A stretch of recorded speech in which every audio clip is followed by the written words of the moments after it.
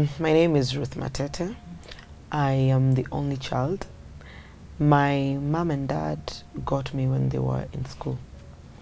Like they were in high school. That was in Kakamega. Of course, they didn't get married. For reasons one to here, I may not know exactly, but they didn't end up together.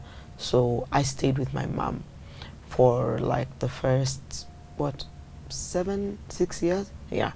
And then when I was, I think 6, when I stayed with my mom, of course she went ahead to get married to, with another man, and I was with this now family for now the first 6 or 7 years or so. I can't quite remember. And later on, my mom now introduced me to my biological father, and that's when my dad took me, because my dad now had finished his studies, came to Nairobi, went to college, got a job, and got married. So he took me, and that's when I came to Nairobi. But all this while, I had never been to school. I was just at home. I was mostly doing the house chores and all that kind of stuff. This, my mother's husband, wasn't so good to us, both my mom and I. Beating, he is a drunk till now, because he's still alive. Used to beat my mom a lot, and myself,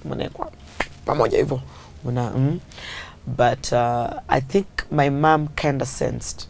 I usually have a feeling that she sensed it was almost like it was almost time for her to go, because she was always in and out of hospital. Now my dad tells me even when she was pregnant with me, she was ever sick, because I'm a chapua and all that kind of stuff. So because the reason why I'm saying that is after I met my father and came to Nairobi, it's like either 6 or 7 months later, my mom died, so and when I came here in Nairobi, of course my father was married already. The lady as well wasn't good to me, wasn't so nice from what I can remember. She wasn't so nice, also beating me every day for, every time we have to solve issues. I think what I remember now is the last time when she beat me with my mwiko until it broke, and I was like, whoa. And the reason, Adisijaoga. Wow. So because I usually like I come from school, I was a very naughty kid, but I don't think for me coming home from school and probably not getting into the house early or not making it for my curfew warranted her to beat me with a mwiko until it broke. I mean, I think it was to the extreme. So I think that just you're the mistake for me. That one stuck. Like, I don't think it was worth that beating. And then one time she just, I think maybe 2 or 3 years, because when I came, I had not been in school. I had not been in school. So immediately I got here, I think I was now 8 years. My dad took me to school. I don't speak any other language aside from Luya. I don't know any other thing. Like, the only thing I know is my village. I didn't even know if there was another part existing aside from my own village, So my father took me to school. I didn't go to baby class. I hear these days they have what? Play group. No play group, no nursery, no pre-unit.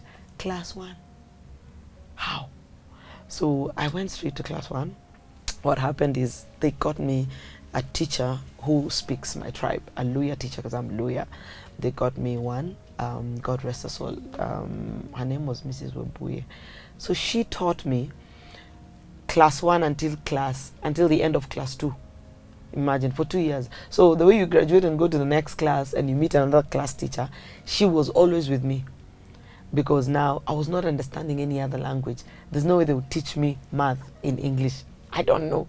So every other language, like any other subject, she teach me in Luya until, when I got to understand Swahili. Of course, now being in Nairobi and staying with my father and now my friends, the ones I made, they're all speaking Swahili. So it was a bit easier to learn the language. So it didn't take time. So yeah, then one time later on, I can't really remember the years, between 3 and 4 years after I came to Nairobi. Now my stepmother just came one day and packed everything in the house, and she was up and gone. So from that day, my dad decided, yo, it's me and you till now.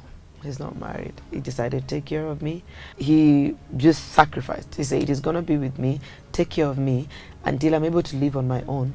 Then he can think of himself. What a selfless man he is. And I am eternally indebted to him for that sacrifice. I really, really appreciate him for that, because I have seen the sacrifice that he has had to make just for me to be happy.